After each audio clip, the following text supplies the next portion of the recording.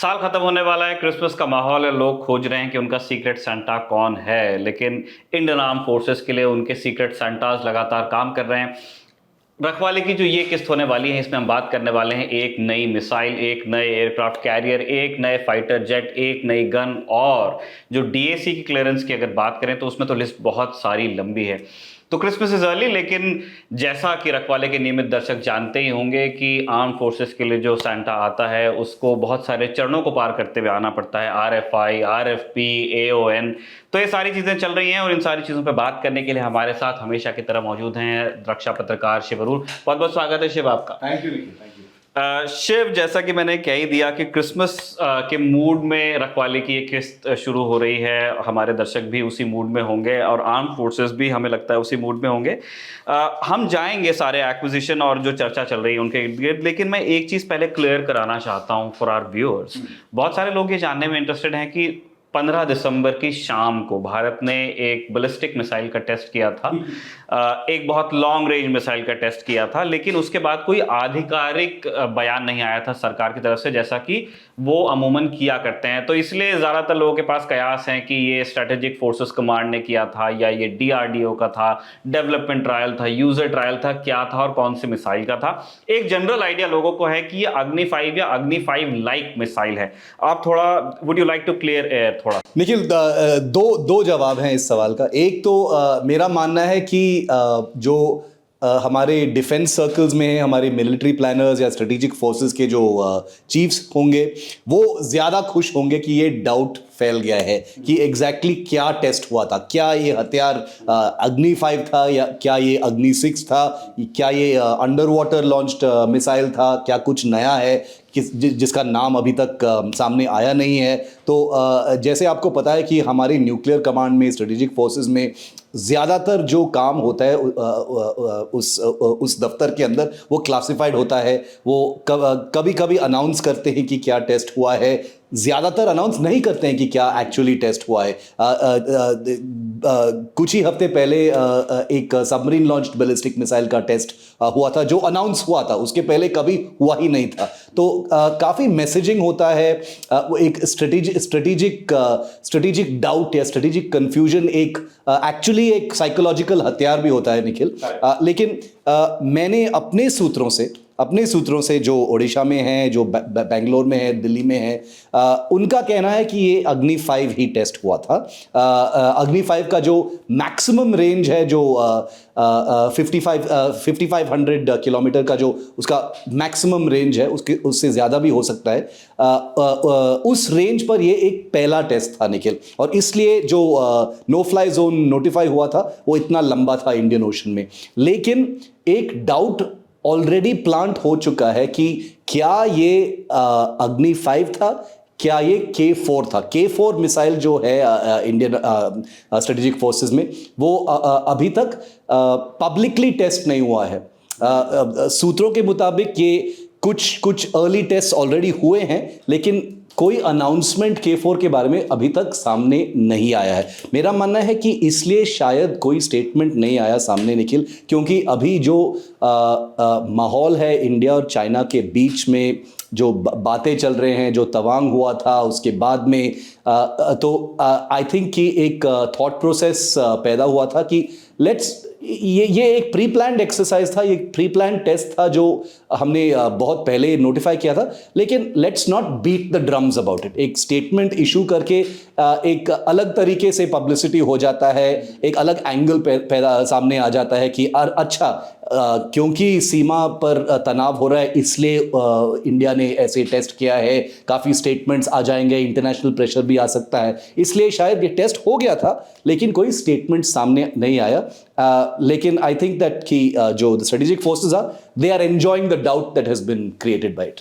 और इस तरह की चीज़ें आर्म फोर्सेस की दुनिया में होती रहती हैं। इंडिया में इस तरह के फाइटर जेट्स रहे हैं जो कभी भी जब वो सर्विस में रहे एक्नॉलेज ही नहीं किया, रिटायर होने के बाद में भी लोग बात नहीं करते हैं। शिव, अगली बात, अगेन एक कंफ्यूजन या कहिए कि डिबेट वहाँ से निकली है, जो इस बार की चीफ ऑफ नेवल स्टाफ की प्रेस कॉन्फ्रेंस हुई, उन्होंने जिस तरह से अपनी बात रखी है और उसके बाद जो चर्चा शुरू हुई है कि हो सकता है कि एक नए एयरक्राफ्ट कैरियर की जगह इंडिया एक फॉलो ऑन ऑर्डर के ऊपर विचार करे, तो एक चीज तो पहले हमें ये समझ में आती है कि अब तक के नेवी का जो स्टांस था वो थोड़ा डाइल्यूट हुआ है। अब तक के वो इस बात को लेके पूरी तरह से स्पष्ट थे कि हमें एक नए एयरक्राफ्ट कैरियर की जरूरत है, और नए का मतलब ये निकाला जा रहा था कि एक बेटर, ज्यादा टनेज में भी, ज्यादा एयरक्राफ्ट और ज्यादा सिस्टम्स।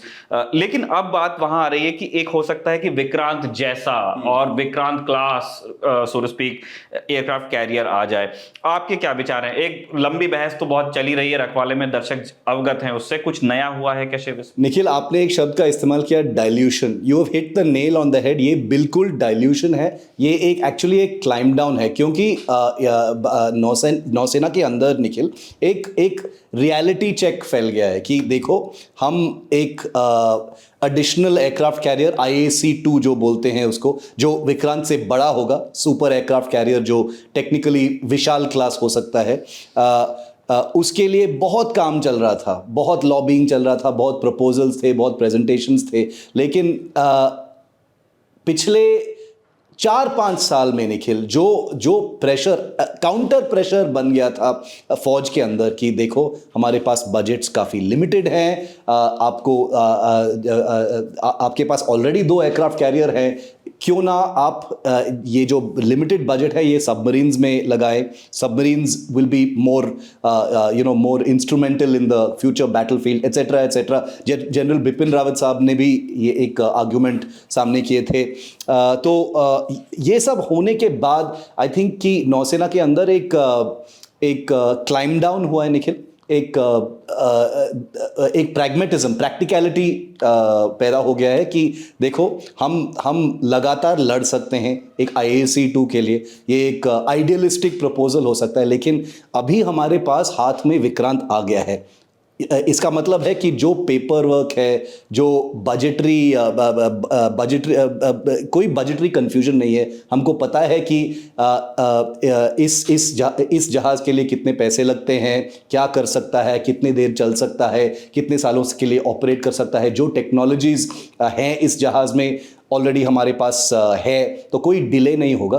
तो इसलिए नेवी का एक रिस्क मिटिगेशन एक्सरसाइज जो बोलते हैं निखिल, वो है कि जी बिल्कुल, IAC-2 तो हम मानते हैं कि ये एक अनरियलिस्टिक प्रपोजल है इस टाइम पर, लेकिन क्योंकि हमारे पास अभी विक्रांत आ गया है, क्यों ना हम एक प्रपोजल सामने करें कि एक और विक्रांत, ऐसे ही जो मशीनरी, जो टूल्स, जो रिगिंग, जो मैन्युफैक्चरिंग हब जो है कोची में, वहाँ पे एक दूसरा IAC-1 as a follow on order, second Vikrant क्यों ना हम ऑर्डर करें। तो वो प्रपोजल अभी मिनिस्ट्री ऑफ डिफेंस के पास गया है Nikhil. It's purely a climb down and a practical move by the navy. Practical उस सेंस में भी है कि आपको कोई नई चीज करनी नहीं है, थिंग्स आर इन मोशन, आपके सारे सप्लायर्स वही रहने वाले हैं, ज्यादातर इंजीनियर्स हैं वो रिटायर अभी हुए नहीं है, वो सर्विस में हैं। और निखिल IAC-2 में जो टेक्नोलॉजी है, जो लॉन्च मैकेनिज्म है, जो पूरा आर्किटेक्चर है, वो पूरा नया है। वो नया जहाज ही है। It is nothing like Vikrant, so that's another point. और वो कैटअपल्ट की बात भी वो जीरो इन उन्होंने किया नहीं है कि वो एक्चुअली कौन सा वो स्टीम फायर्ड कैटअपल्ट चाहते हैं। वो इलेक्ट्रोमैग्नेटिक की अभी बात चल रही है, जिसको यूएस भी अभी मास्टर कर रहा है। यूएस ने भी जो अपने एयरक्राफ्ट कैरियर 4 क्लास के लिए सोचा था, वो एग्जैक्टली वैसा टर्न आउट हुआ नहीं है। वो उसमें अभी ट्वीक्स कर रहे हैं। और चाइनीज क्या कर रहे हैं अपने कैटअपल्ट के साथ में, हमें तब मालूम चलेगा जब वहां से लॉन्चेस चालू होंगे, लेकिन अटेम्प्ट वो भी कर रहे हैं।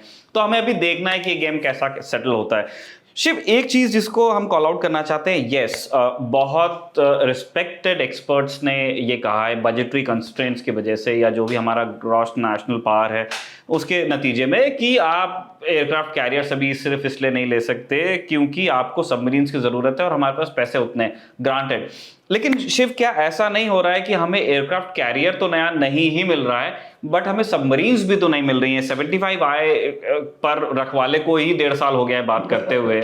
और मुझे बताया गया कि जब शिव और उससे पहले संदीप भी रखवाले में मेहमान हुआ करते थे, ये इनके रिपोर्टिंग जब टाइम शुरू हुआ था, ये उस टाइम से चल रहा है। तो शिव, मैं बस इस चीज को समझना चाहता हूं कि फॉर आर्ग्यूमेंट से कि बात इट मेक सेंस कि आप एयरक्राफ्ट कैरियर्स की जगह पे सबमरीन्स ले लीजिए, बट सबमरीन्स हैं कहां पे? निखिल, एक बात मैं बताऊं, जो भाषा आपने इस्तेमाल किया, ये नौसेना में यही भाषा इस्तेमाल होता है। वो भी बोलते हैं, उनके प्लानिंग डिवीजन में वो भी यही बोलते हैं कि ठीक है भैया, हमारे पास एयरक्राफ्ट कैरियर का प्लान हमने शेल्फ कर दिया है, लेकिन सबमरीन्स कहाँ है, हमारा सबमरीन का प्लान कहाँ है। जैसे आपने जिक्र किया प्रोजेक्ट 75I का, निखिल, प्रोजेक्ट 75I एक यूनानिमस व्यू है, ना सिर्फ वेंडर्स और जो मैन्युफैक्चरिंग कंपनीज के, लेकिन नौसेना में भी एक पर्सपेक्टिव है कि जैसे ये स्ट्रक्चर हुआ है प्रोजेक्ट 75I, ये कभी टेक ऑफ ही नहीं होगा। बहुत कॉम्प्लिकेटेड है, काफ़ी सारे मूविंग पार्ट्स हैं, बहुत सारे the targets are too high to meet, और इसलिए स्ट्रेटेजिक पार्टनरशिप ये वो सब कुछ लगा के काफ़ी कॉम्प्लिकेटेड हो गया है। हमने रखवाले का एक पूरा एपिसोड प्रोजेक्ट 75I पे हमने निखिल और मैंने किया है, वो ज़रूर देखिएगा। लेकिन प्रोजेक्ट 75I के अलावा अभी स्कॉर्पियन सबमरीन का लाइन अभी खत्म हो रहा है। पांचवा सबमरीन अभी डिलीवर हुआ है, 6th submarine will be delivered next year. और बर्थ खाली होगा मेरे ख्याल, क्योंकि ट्रायल्स चालू हैं। बर्थ खाली हो गया है, और इसका मतलब है कि अगर कोई डिसीजन नहीं लेता है तो 1 या 2 साल के अंदर वो बर्थ्स किसी और चीज के लिए इस्तेमाल हो जाएंगे, और इसका which means it will be a total waste. जो स्पेशलाइज्ड जो मैकेनिक्स हैं, सबमरीन बिल्डर्स है, वेल्डर्स है, मेटलर्जिस्ट हैं, वो सारा वेस्ट हो जाएगा। इसलिए जो काफ़ी प्रेशर है प्रोजेक्ट 75 इंडिया पर, और हमने काफ़ी डिटेल में चर्चा किया उसके बारे में कि क्या फ्रांस क्या इंडिया को और भी स्कॉर्पियंस बनाने चाहिए टू मेक श्योर कि ये लाइन वेस्ट ना हो जाए। वो सब हमने डिटेल में बात की। लेकिन निखिल, अभी नौसेना के अंदर एक थ्रस्ट और एक फोकस है कि वो special budgetary allocations, special deployments of design teams etcetera, उनके nuclear powered attack submarine programme जो द शार्क प्रोग्राम में उसमें लगाएंगे। उस प्रोग्राम के बारे में काफ़ी डिटेल्स ऑब्वियसली सामने नहीं आए हैं, क्यों एक क्लासिफाइड प्रोग्राम है, लेकिन ये अरिहंत और अरिघात प्रोग्राम से सेपरेट है। Arihant is a nuclear powered ballistic missile submarine जो हमारे न्यूक्लियर कमांड के लिए है, लेकिन कन्वेंशनल नौसेना के लिए न्यूक्लियर पावर्ड जो अटैक सबमरीन्स हैं, जो एक्चुअली इंडियन ओशन में डिप्लॉय होंगे, सी डिनायल करेंगे, हंटिंग एंड पेट्रोलिंग ऑपरेशंस करेंगे, उस टाइप के सबमरीन्स पर काफ़ी प्रायोरिटी लगेगा अभी निखिल। उस पर काफ़ी एक्सेलरेशन भी होगा, क्योंकि अभी एक रेजिग्नेशन सा आ गया है निखिल नौसेना में कि देखो, कन्वेंशनल सबमरीन्स का पीछा कर करके प्रोजेक्ट 75, प्रोजेक्ट 75I, उसके बाद कितना और, ये सब हम बार बार कर सकते हैं। It is become a vicious cycle. पहले तो HDW में हुआ था, उसके बाद अब स्कॉर्पियन में होगा, इसके बाद शायद एक तीसरा सबमरीन कंस्ट्रक्शन लाइन बनेगा। तो इसलिए सारा जो एक्सपर्टीज है, सारा जो मैन आवर्स है, प्लानिंग है, ये nuclear powered, indigenous nuclear powered attack submarine programme में लगेगा निखिल। और वो जैसे हमारे दर्शकों को भी पता है, लार्सन एंड टूब्रो और बहुत सारे इंडियन कंपनीज उसमें मौजूद हैं। मैं अपनी सीमित समझ में शिव एक छोटा कमेंट करना चाहता हूँ, please correct me if I am wrong. बिल्कुल, शार्क प्रोग्राम जो सुनने में लगता है वो बहुत अच्छी चीज़ है, और इट्स द वे फॉरवर्ड। पूरी दुनिया अटैक सबमरीन्स बना रही है, न्यूक्लियर पार्ट हमारे पास भी होनी चाहिए। लेकिन मैं थोड़ा स्केप्टिक इस चीज़ को लेके हूँ, ये फिर से AMCA वर्सेस MRFA वाली चीज़ ना हो जाए कि आप AMCA भी अटेम्प्ट कर रहे हो, आप MRFA भी अटेम्प्ट कर रहे हो, और अभी तो दोनों ही चीज़ें उनमें वक्त लग रहा है। मतलब ये नहीं कहना चाहिए कि नहीं हो पा रही, उनमें काफ़ी वक्त लग रहा है और चीज़ें क्लियर नहीं है। एयरफोर्स क्लियर नहीं है इस चीज़ को लेकर कि क्या MRFA होने वाला है, और अगर MRFA होगा तो उसमें कितने जेट्स उनको मिलेंगे, क्योंकि AMCA भी आने में टाइम है। वो बहुत अच्छा प्रोग्राम है, लेकिन उसको आने में टाइम है। सेम विद शार्क्स, अगर शार्क्स हमारे आएंगे, बहुत अच्छे सबमरीन्स होंगे, नो डाउट, उसमें कोई सवाल ही नहीं है। अगर हम एयरक्राफ्ट कैरियर्स बना सकते हैं तो हम सबमरीन्स भी बना सकते हैं, हमने बनाई है। लेकिन अभी जो हमको सबमरीन्स चाहिए वो कब पूरी होंगी, उस चीज़ को लेकर के चिंतित होना चाहिए प्लानर्स को। शिव, हम इससे आगे बढ़ते हुए एक छोटा कमेंट उस पर भी चाहते हैं। इस तरह की खबरें चल रही हैं, नेवी ने ऑफिशियली अपनी तरफ से कुछ नहीं कहा है, लेकिन इस तरह बीट रिपोर्टर्स ने इस तरह की बातें कही हैं कि अब ये बात लगभग तय है कि हम राफेल एम ही लेने वाले हैं विक्रांत के लिए। आपकी क्या जानकारी है शिव? निखिल, जैसे गोवा में काफ़ी ट्रायल्स हुए थे, काफ़ी पेपर वर्क हुआ था, कंपैरिजन्स चल रहे थे, एटलीस्ट 2.5 साल के लिए एक प्रोसेस चालू था नौसेना के अंदर, और वो जो रिपोर्ट सामने आए हैं मीडिया में वो बिल्कुल सही है निखिल।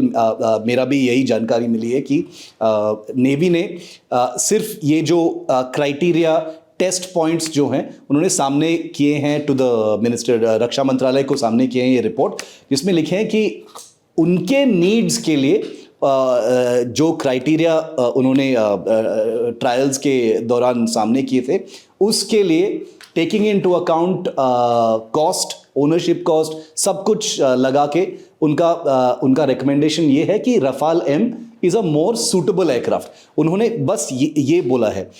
मैंने थोड़ा और डिटेल्स मांगा था इसके बारे में। इट इज़ उनका क्लैरिफिकेशन ये है कि इंडियन नेवी का जो प्रोक्योरमेंट इंडियन एयरफोर्स से बिल्कुल अलग है, लेकिन वो they cannot ignore the fact. ऐसे एक मैसेज कन्वे हुआ है इस रिपोर्ट में और शायद कुछ मीटिंग्स में कि the navy cannot ignore the fact कि Rafale is in service with the Indian air force, क्योंकि काफ़ी स्पिन ऑफ बेनिफिट्स हो सकते हैं Nikhil, which cannot be denied. India जैसे देश में जहाँ पे बजटरी कंस्ट्रेंट्स हैं, और अब हम इतना जो बोल रहे हैं जॉइंटमैनशिप, जॉइंट ऑपरेशंस, जॉइंट मिशंस के बारे में इंडियन एयरफोर्स और इंडियन नेवी के बीच में, तो इसलिए पब्लिकली जो बोलते हैं कि ये सेपरेट है, MRFA सेपरेट है, रफाल जो इन सर्विस सेपरेट है, deck based fighter aircraft separate है, लेकिन आई थिंक एक message has gone to the MOD कि ये सारे पॉइंट्स देखते हुए, including performance, including compatibility on existing carriers, ये सब मिला के एक मैट्रिक्स बन गया है कि Rafale M will be the most suitable and cost effective solution for the Indian Navy. अब वो सही है, एक कॉमनैलिटी आपको मिल जाएगी, आपको ट्रेनिंग में, मेंटेनेंस में आपको बेनिफिट्स मिलेंगे, और वो ज़रूरी भी है। हमारे जो MiG-29 पायलट्स हैं विद नेवी, उन्होंने बहुत अच्छा परफॉर्म किया लद्दाख में, ऐसा बताया जाता है, और उनको वहाँ डिप्यूट ही इसलिए किया गया क्योंकि वो एक्सपर्ट्स हैं फ्लीट डिफेंस के। तो जब उनके तरह के मिशन प्रोफाइल्स मिलते हैं तो आप उनको बाकी जगह पे इस्तेमाल कर सकते हो। जो ह्यूमन स्किल आपके पास में है, जो पायलट्स आपके हैं, वो दूसरी जगह भी डिप्यूट हो सकते हैं, वो एक जगह बंद के रहने की उनको आवश्यकता नहीं रह जाती है। शिव, अब हम जा रहे हैं वाकई जो सांता क्लॉस वाला मूड है उसमें, नेवी पे दुख जताने के बाद डिफेंस एक्विजिशन काउंसिल DAC, जो कि रक्षा मंत्री हेड करते हैं राजनाथ सिंह, उन्होंने बीता हुआ कल जो 22 दिसंबर को 80,000 करोड़ के 84,000 करोड़ की उन्होंने डील्स को अप्रूव कर दिया अपनी ओर से। और उन्होंने बहुत ही प्रोमिनेंटली जो MOD की तरफ से प्रेस कॉन्फ्रेंस, जो प्रेस ब्रीफ आया था उसमें था कि 82,000 करोड़ तो वापस जाएगा इंडियन इकोनॉमी में, सारे इंडिजिनस प्रोडक्ट्स होंगे, आत्मनिर्भर भारत की उन्होंने बात की है। 24 प्रपोजल्स हैं, लेकिन उन्हें दिया गया है एक्सेप्टेंस ऑफ नेसेसिटी। इसका मतलब अभी पैसा गया और रसीद कट्टा कट के हथियार आया, ऐसा नहीं है। बिल्कुल नहीं। शिव, एक्सेप्टेंस ऑफ नेसेसिटी के बारे में आप थोड़ा सा बताएंगे? देखिए, एक्सेप्टेंस ऑफ नेसेसिटी एक इंपॉर्टेंट चीज़ है। ऐसा नहीं है कि ये एक सुपरफिशियल चीज़ है, ये एक इंपॉर्टेंट माइलस्टोन है। कोई भी प्रोक्योरमेंट में एक्सेप्टेंस ऑफ नेसेसिटी का मतलब है कि मिनिस्ट्री ऑफ डिफेंस ये ग्रीन लाइट करता है, ये अप्रूव करता है कि देखो हमारे पास पैसे हैं, ये एलोकेट होंगे इस परचेज के लिए। इसका मतलब है कि it allows you to cross a very big hurdle.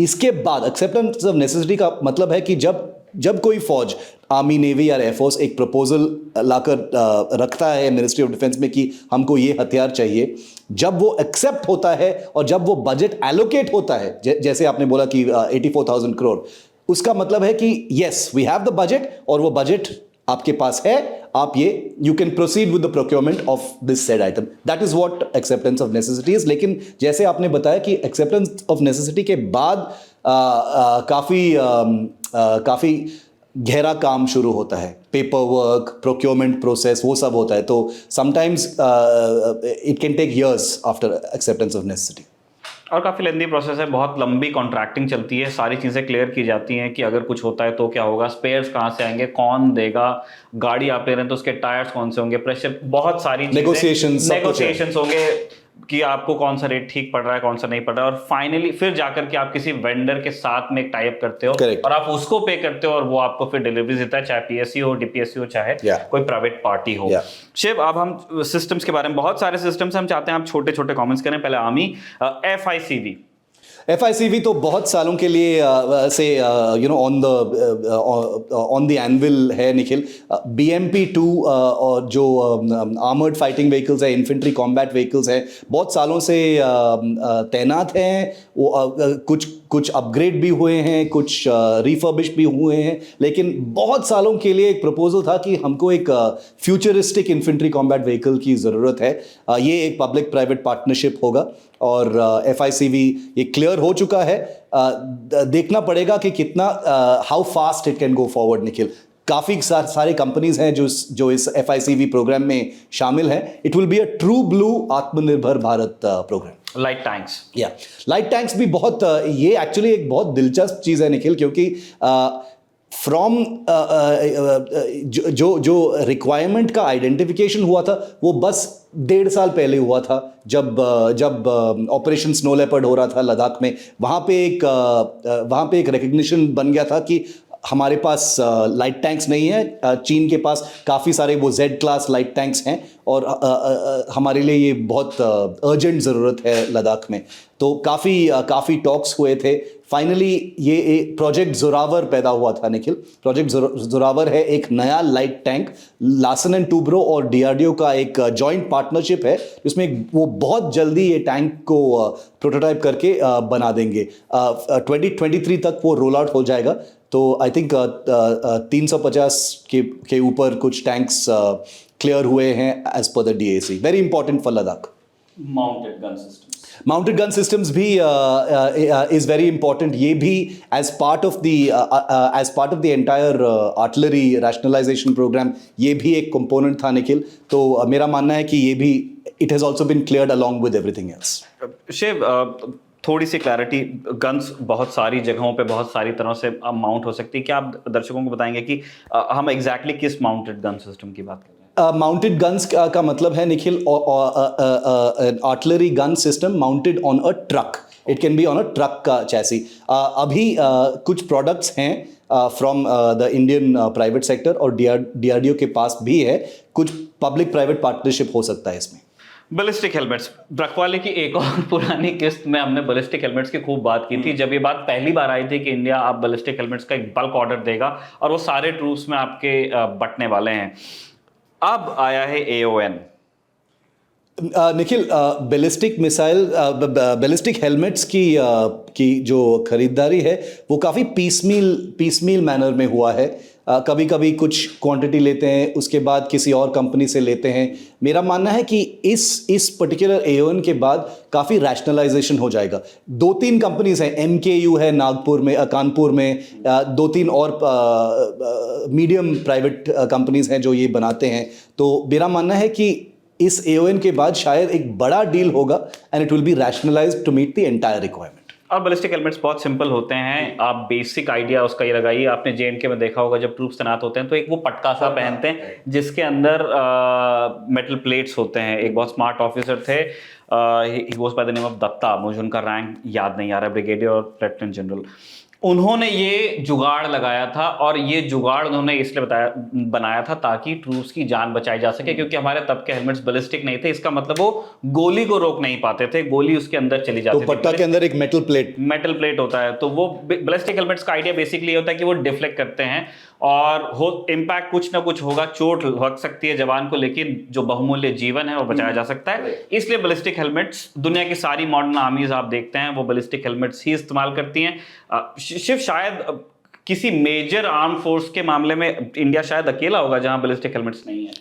बिल्कुल निखिल। आई थिंक 5-6 साल पहले निखिल मैं एक कंपनी है कानपुर में, MKU, वहाँ पे गया था उनके फैक्ट्री में। उनको पहला जो बड़ा ऑर्डर था बैलिस्टिक हेलमेट्स के लिए उनको मिला था और मैं गया था वहाँ पे उनके फैक्ट्री में देखने के लिए। ये बैलिस्टिक हेलमेट्स हैं केवलर कॉम्पोजिट से बना हुआ।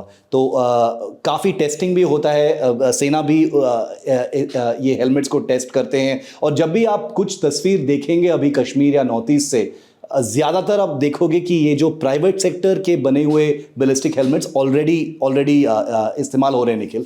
तो I think going forward it will be even bigger, and ना सिर्फ सेना में बट ऑल्सो स्पेशल फोर्सेस और पैरामिलिट्री फोर्सेस में भी दिखते हैं ये।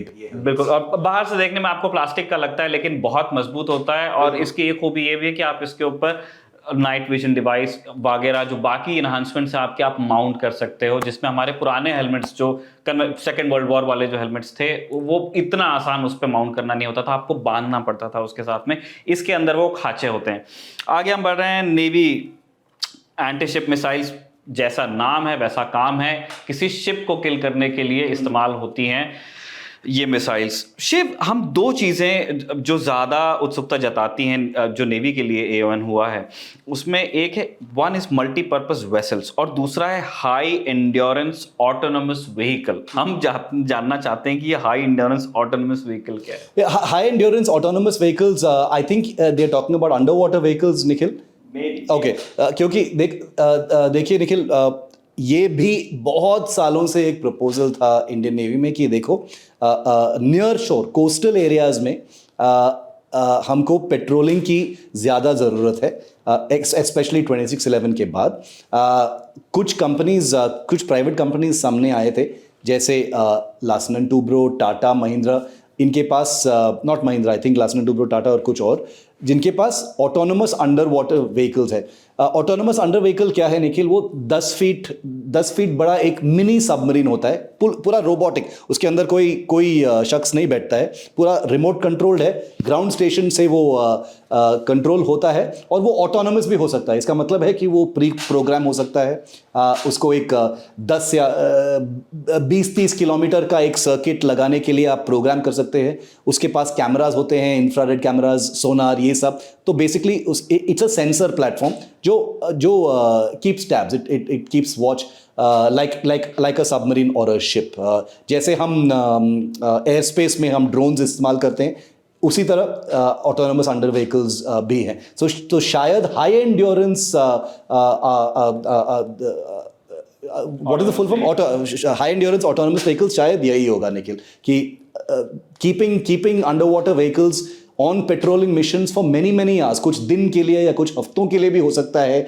यूएस के पास ये है निखिल, फ्रांस का भी एक high endurance under water vehicle है, तो शायद ये है, और ये टेक्नोलॉजी ऑलरेडी है हमारे पास।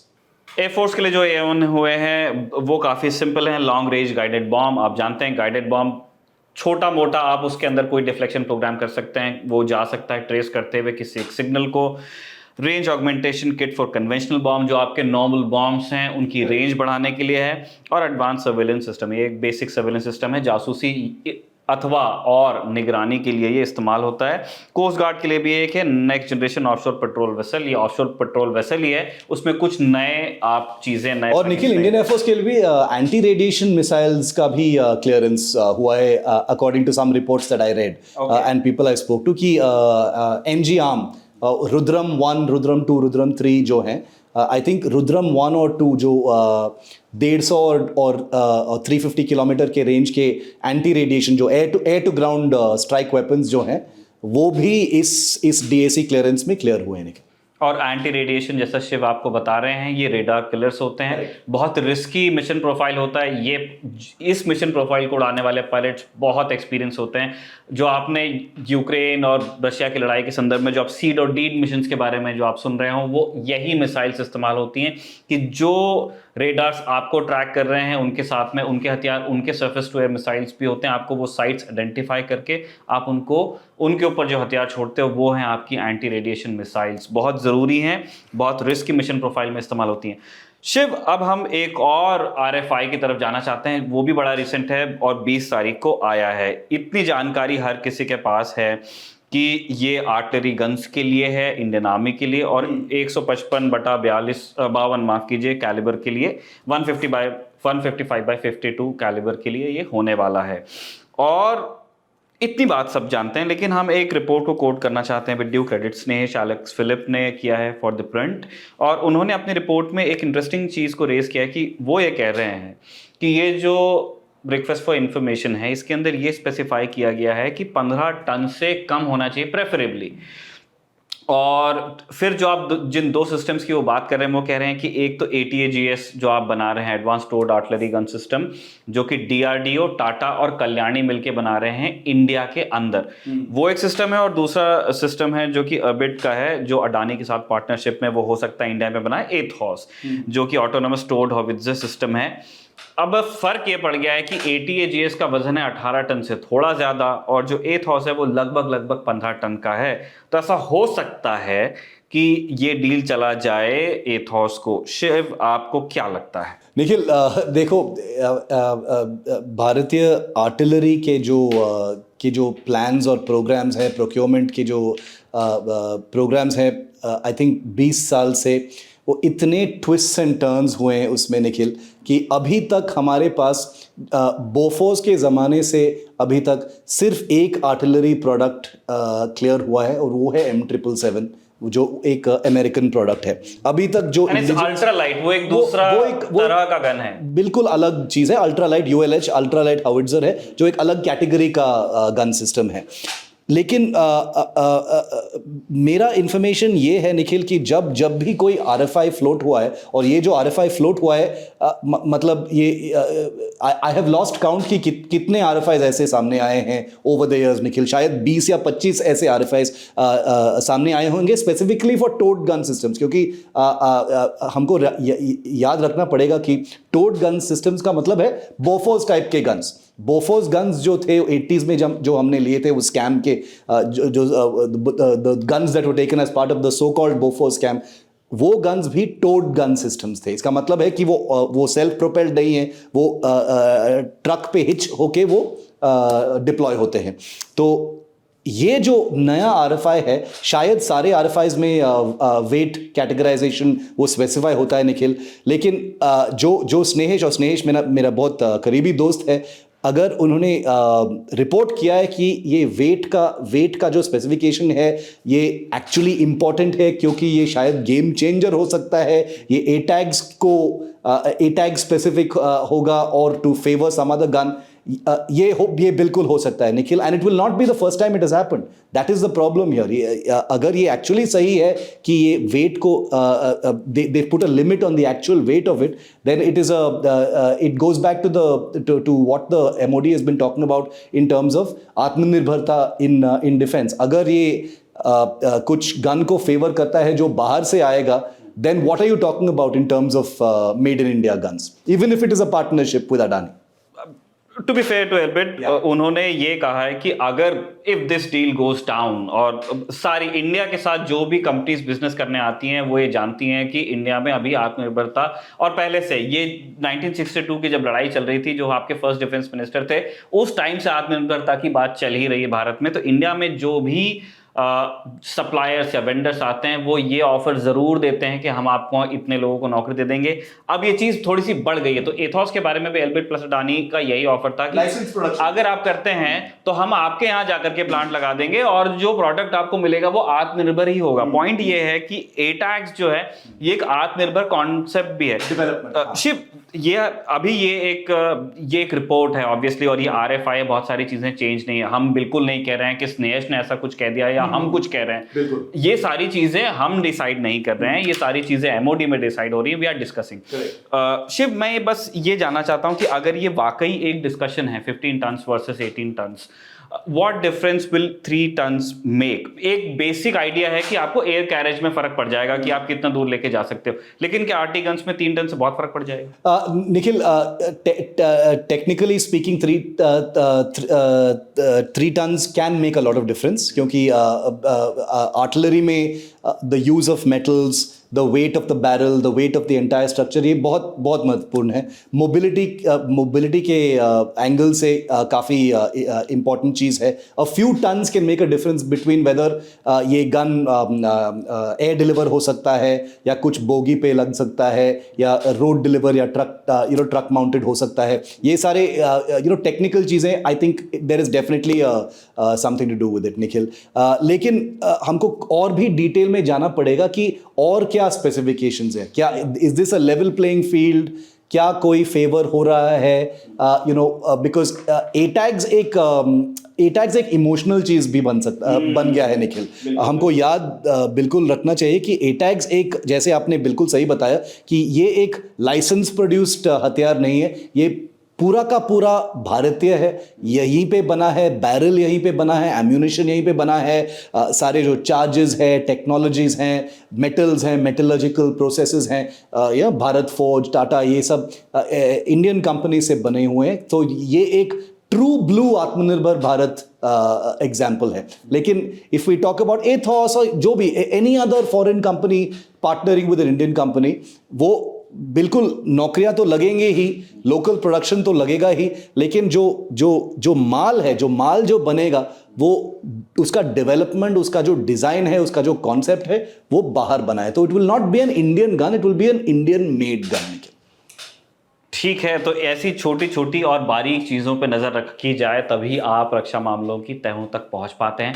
इसी तरह की चर्चाएं हम जारी रखेंगे। फिलहाल मूड क्रिसमस का है। हम बधाई देते हैं रखवाले की पूरी टीम की तरफ से आप सभी को क्रिसमस की। जो लोग न्यू ईयर ईव पे देख रहे हैं उनको नए साल की भी। बहुत बहुत शुक्रिया आप सभी का इस किस्त को देखने का, और शुक्रिया शिव आपके वक्त का भी। थैंक यू, मेरी Christmas and happy new year. अगर कंपटीशन की कर रहे हैं कड़क तैयारी, तो आपकी है बारी। मौके पर दिखाइए ज्ञान, मौके पर जीतिए इनाम। बस सोमवार से शुक्रवार रात 9 बजे ललन टॉप क्विज खेलने का करना है काम।